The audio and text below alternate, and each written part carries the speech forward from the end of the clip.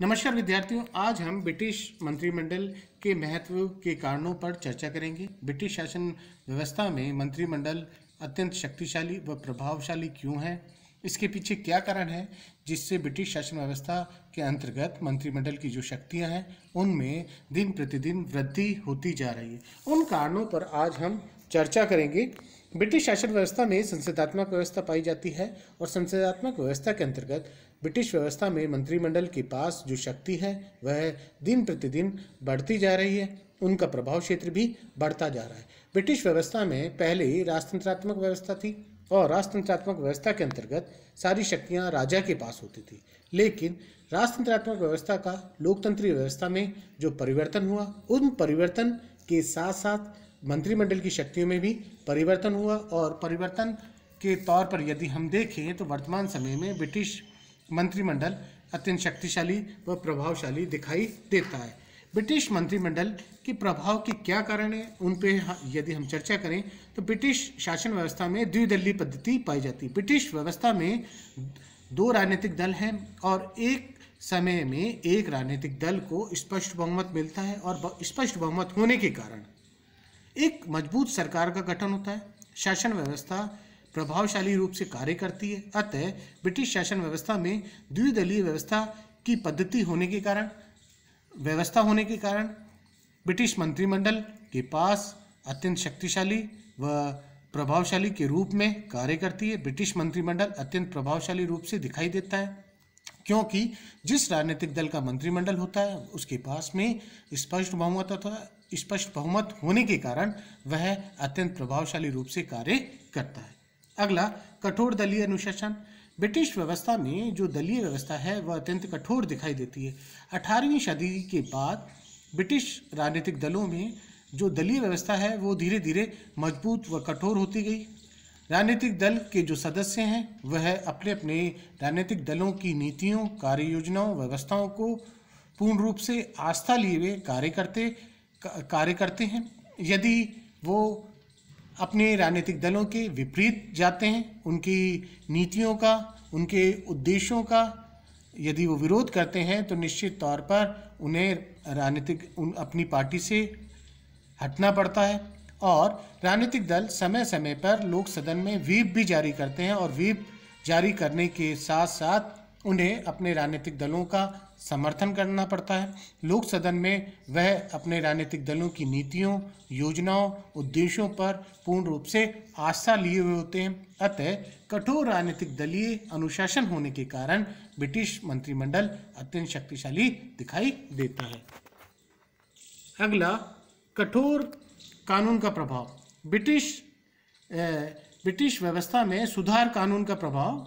British राजनीतिक दल में यदि हम देखें तो समय समय पर सुधार कानून आए। राजनीतिक व्यवस्था में राजनीतिक व्यवस्था के अंतर्गत विभिन्न प्रकार के सुधार कानून आए। इन सुधार कानूनों के माध्यम से प्रत्येक राजनीतिक दल के जो सदस्य हैं, राजनीतिक नेता हैं, वह दलीय व्यवस्था के तौर पर अत्यंत मजबूत व शक्तिशाली रूप से उभर कर सामने आए। उन्हें समय आवश्यकता अनुसार अपने राजनीतिक दलों का पूर्ण समर्थन प्राप्त हुआ और वे भी अपने राजनीतिक दल के प्रति पूर्ण स्वामिभक्त और आस्था लिए हुए कार्य करते हुए ब्रिटिश शासन व्यवस्था में दिखाई देने लगे। 1832, 1867, 1884 में विभिन्न प्रकार के इस सुधार कानून आए और इन सुधार कानूनों से ब्रिटिश व्यवस्था में परिवर्तन हुआ। जो भी राजनीतिक दल के सदस्य थे वे अब पूर्ण रूप से आस्था लिए हुए कार्य करने लगे। वे राजनीतिक दलों के प्रति समर्पित और आस्था लिए हुए कार्य करते हुए अपने राजनीतिक दल को मजबूत रूप से, शक्तिशाली रूप से उभारने लगे और ब्रिटिश मंत्रिमंडल निश्चित तौर से इन प्रकार के कानूनों से, सुधार कानूनों से अधिक प्रभावशाली व प्रभावित हुआ और अपने आप को अधिक शक्तिशाली बनाया। लोक सदन पर अत्यधिक कार्यभार। वर्तमान समय में यदि हम देखें तो ब्रिटिश शासन व्यवस्था में लोक सदन पर अत्यधिक कार्यभार है। ब्रिटिश लोक सदन की जो कार्रवाई है वह विभिन्न नियमानुसार, सदनों के अनुसार संचालित होती है। ब्रिटिश लोक सदन के पास ना तो इतना समय उपलब्ध हो पाता है सभी कानूनों, सभी विधेयकों पर वह चर्चा चर्चा कर सके और ना ही उनके पास में इतना राजनीतिक अनुभव व तकनीकी ज्ञान होता है कि सभी महत्वपूर्ण व आवश्यक विधेयकों पर चर्चा करे, कानूनों का सही समय पर निर्माण कर सके। तो वर्तमान समय में यदि हम देखें तो मंत्रिमंडल संपूर्ण कानूनों के प्रारूपों को तैयार करता है। मंत्रिमंडल के जो सदस्य अलग अलग मंत्रियों जो अलग अलग संबंधित विषयों से अलग अलग विभागों से प्रतिनिधित्व करते हैं, वह संबंधित कानूनों का निर्माण करते हैं, प्रारूपों का निर्माण करते हैं। उन प्रारूपों को, उन विधेयकों को सदन में रखते हैं, सदन में उन विधेयकों पर चर्चा करवाते हैं और संपूर्ण कानूनों का निर्माण करने में मंत्रिमंडल की जो भूमिका है वह अत्यंत महत्वपूर्ण होती है। प्रशासन के सहयोग के कारण, प्रशासनिक विभागों के सहयोग के कारण वह विधेयकों पर न केवल ज़्यादा अनुभव रख पाते हैं बल्कि समय आवश्यकता अनुसार विधेयकों को कानूनी रूप में भी बदलते हैं। अतः मंत्रिमंडल की शक्तियों में दिन प्रतिदिन वृद्धि होती जा रही है और मंत्रिमंडल का जो प्रभाव है वह भी बढ़ता जा रहा है। अगला, शासन की जटिलता। शासन व्यवस्था वर्तमान समय में एक जटिल कार्य हो गया है और ब्रिटिश शासन में यदि हम देखें तो वर्तमान समय में ब्रिटिश शासन व्यवस्था अत्यंत विभिन्न विभागों के साथ कार्य करते हुए उसका जो प्रभाव क्षेत्र है वह भी अत्यंत फैल गया है। इस फैलने के साथ साथ उनके कार्य क्षेत्रों में भी वृद्धि हुई है। वर्तमान समय में यदि हम देखें तो शासन की कार्य क्षेत्रों में दिन प्रतिदिन वृद्धि हुई है और प्रत्येक कार्य अत्यंत जटिल हो गया है। ना ही सभी लोक सदन के सदस्यों को इन शासन को संचालित करने के लिए ना तो अनुभव होता है, ना ही तकनीकी ज्ञान होता है। यह सभी कार्य मंत्रिमंडल आसानी से, सरलता से कर लेता है। उस मंत्रिमंडल के सदस्यों को प्रशासनिक विभागों के सदस्यों की पूर्ण मदद मिलने के कारण वह सभी विभागों के समन्वय के कारण वह शासन व्यवस्था को आसानी से, सरलता से संचालित करता है। अतः ब्रिटिश शासन व्यवस्था में यदि हम देखें विभिन्न प्रकार की जटिलता के कारण मंत्रिमंडल का जो प्रभाव क्षेत्र है वह अत्यंत बढ़ता जा रहा है, उनकी शक्तियों में भी वृद्धि हो रही है। अगला, प्रदत्त व्यवस्थापन।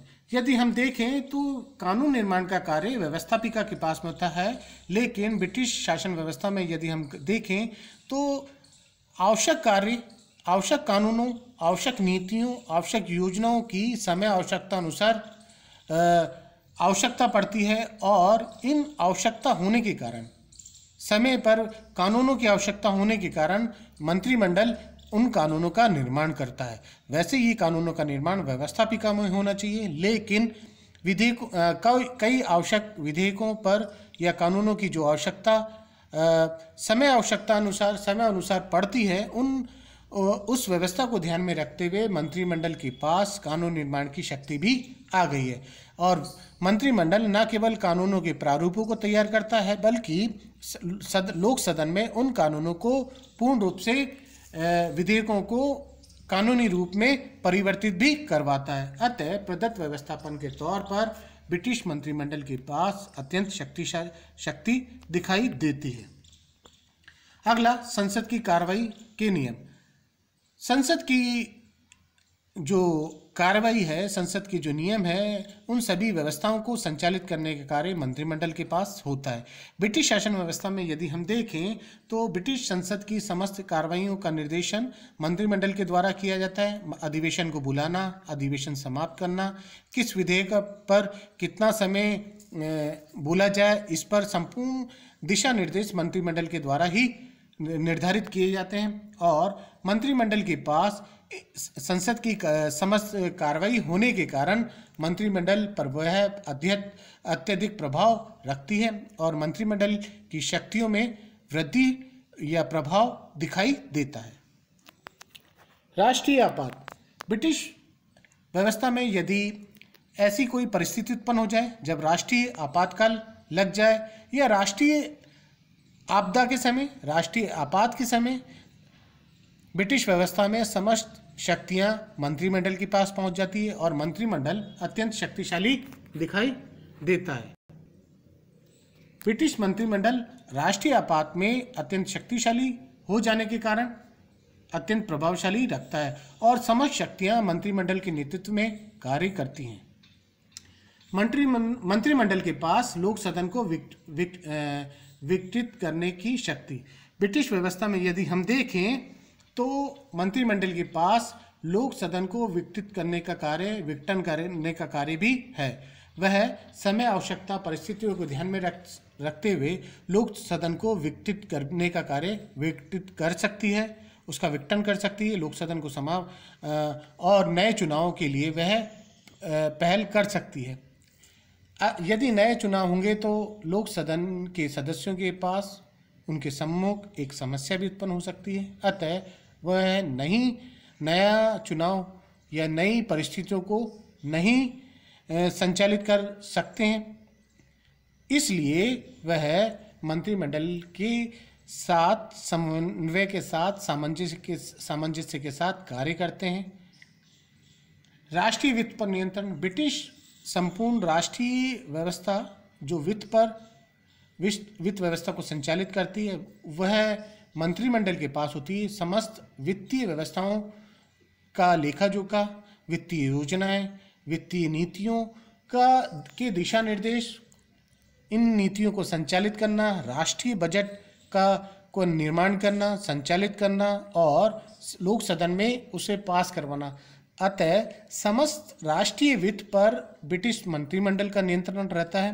प्रधानमंत्री और वित्त मंत्री राष्ट्रीय बजट को तैयार कराते हैं और संपूर्ण वित्तीय आय व्यय पर मंत्रिमंडल का नियंत्रण होने के कारण ये मंत्रिमंडल अत्यंत शक्तिशाली दिखाई देता है।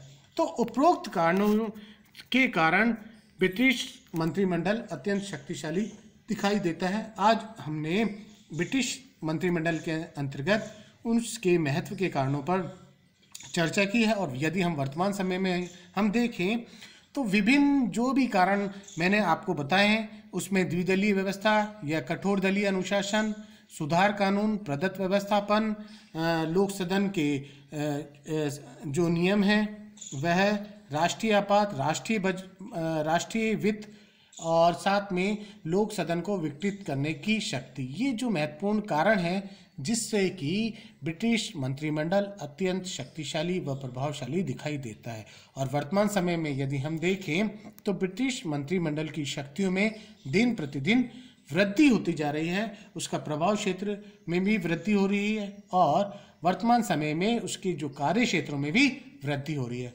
इन सभी कारणों के कारण ब्रिटिश मंत्रिमंडल अत्यंत प्रभावशाली रूप से दिखाई देता है और वह न केवल प्रभावशाली दिखाई देता है बल्कि अपनी शक्तियों से, अपने प्रभाव से दूसरे शासन के जो अंग हैं उन्हें भी प्रभावित करने का कार्य करता है। धन्यवाद।